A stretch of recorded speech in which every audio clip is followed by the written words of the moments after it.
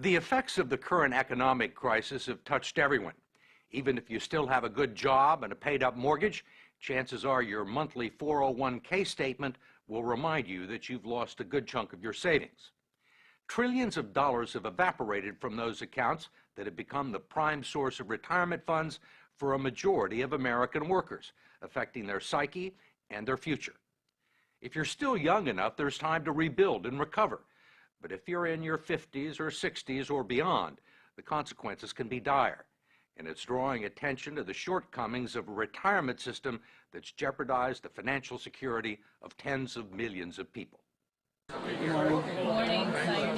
It was called a career fair, but there was no merriment here, only a whiff of desperation.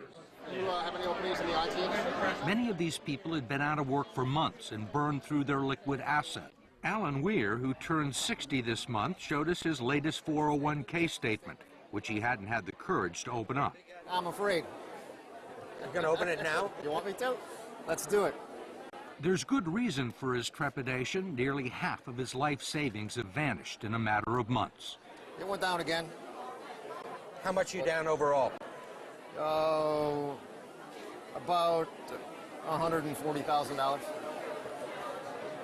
You think you'll ever get it back? I mean, I'll probably never see it come back. I was looking to retire probably when I hit 62. I can't do it now. I'll probably be working until I'm at least 70.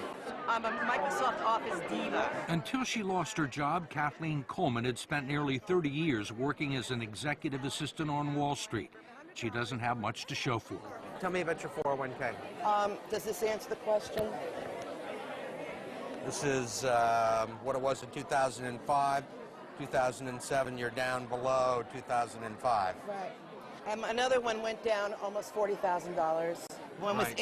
88,000, and then it went down to like 50. In Dearborn, Michigan, Terry and Donna McNally are barely holding on. He lost his sales job in August. The condo they bought 15 years ago is worth less than their mortgage, and 40% of his 401k retirement savings is gone. Donna is the main provider now. Are you here for Joan? Yes. Terry considers himself fortunate to have found part-time work greeting the bereaved at a funeral home and making lattes at Starbucks, There you go. where colleagues young enough to be his grandchildren have taken him under their wing. What's the hardest part? I'm no longer sitting in a computer or driving in a car to a call. Do you think you'll ever be able to retire? I don't see that day. Can no longer see that day.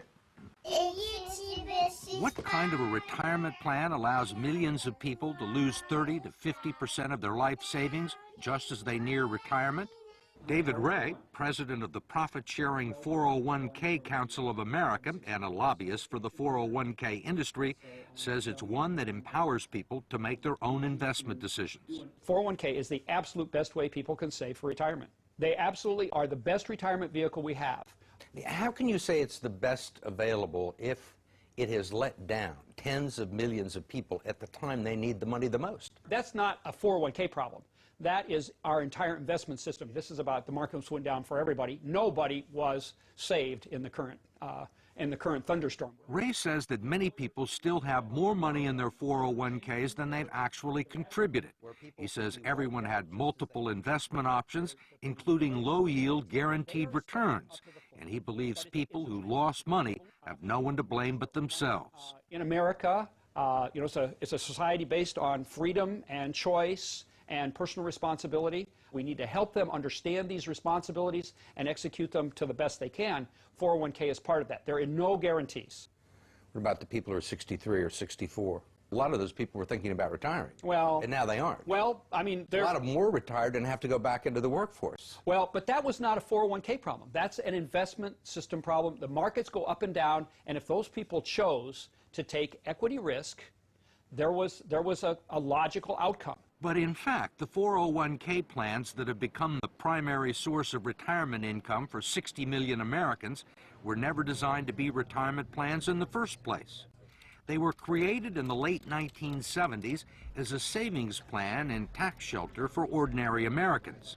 The idea was that workers would make voluntary contributions and employers would match a portion of them. The taxes would be deferred until the employee reached the age of 59 and a half. It was supposed to supplement the two traditional income streams for retirees, Social Security and pensions, one leg of a three-legged stool that would support American workers into their golden years. But it didn't turn out that way. The three-legged stool, if you will, has gone to two legs, and it's wobbly, and it's wobbling, and I'm not sure that it's going to support anything. And that's the scary part, and people are afraid. Brooks Hamilton has helped design retirement plans for some of the country's largest corporations. He says 401ks turned out to be so much cheaper than funding pensions that many companies decided to freeze their pension plans and replace them with 401ks. The decision created millions of new employee investors for Wall Street and the financial community, and they pounced on the opportunity. If you go back and track the mutual fund growth in assets, and you track the growth in 401k plans, it looks like a railroad track leading to the sky. They are parallel tracks. So the big beneficiaries were the mutual funds. That's right. That's correct. The fact is that the typical 401k investor is a financial novice. They don't know a stock from a line. And we give them a list of 20 or 30 mutual funds with really, really powerful names. You know, they sound like, gee, that's where I want to have my money. What are generally the quality of the mutual funds and 401k plans? Mediocre. I'm going to be real honest with you. With half the funds on the list, really dogs, what people would characterize as dogs, shouldn't be on the list to start with. There clearly has been a raid on these funds by the people of Wall Street, and it's cost the savers and the future retirees a lot of money that would otherwise be in their account, independent of the financial collapse. Representative George Miller of California is chairman of the House Committee on Education and Labor and a staunch critic of the 401k industry, especially its practice of deducting more than a dozen undisclosed fees from its clients' 401k accounts. Now you got a bunch of economic wizards jumping in and taking money out of your retirement plan, and they don't want to tell you how much. You can't decipher it in simple English, and they're not interested in disclosing it or having any transparency about it. And most of the people that look at their 401ks have no idea that these fees are being taken out. No. Where would you find it? Where would you find these fees in this prospectus? You can look on any page you want, and when you're all done reading it, and you will find some of the fees and the commissions here, but you won't find them all, and I bet you won't find half of them. There are legal fees, trustee fees, transactional fees, stewardship fees, bookkeeping fees, finder's fees, and the list goes on and on. Miller's committee has heard testimony that they can eat up half the income in some 401k plans over a 30-year span, but he has not been able to stop it. We tried to just put in some disclosure and transparency in these fees, and we felt the full fury of that financial lobbying. David Ray, a lobbyist for the 401k industry, says he favors disclosing the fees, but his partners in the financial industry don't. You think most people know these fees exist? I think they know that there are fees. They don't know exactly how large they are. Why do you think the financial services industry is opposed to fee transparency? I don't know that they're opposed to it. I think the issue is... You don't think they're opposed to it? Well, they want to keep You're a lobbyist in Washington, right? You know they're opposed to it. George Miller hasn't been able to get a bill to the floor.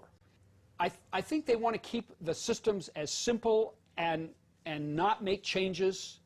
They like the way things are, and whenever you push people out of their comfort zones, you know, it's an issue. I mean, they're comfortable with the situation because they're making a ton of money, or they have made a ton of money. Well, and their systems are set up. We wanted to ask David Ray, who's been so bullish on 401k plans, one last question about what the future holds for people like Terry and Donna McNally and Kathleen Coleman. Need a babysitter? Most of the people that we've talked to are 50 and 60 years old, Right. and have sustained these losses, say there is no way they're ever going to make them back. Right. Do you agree with that? I think we have to be truth tellers.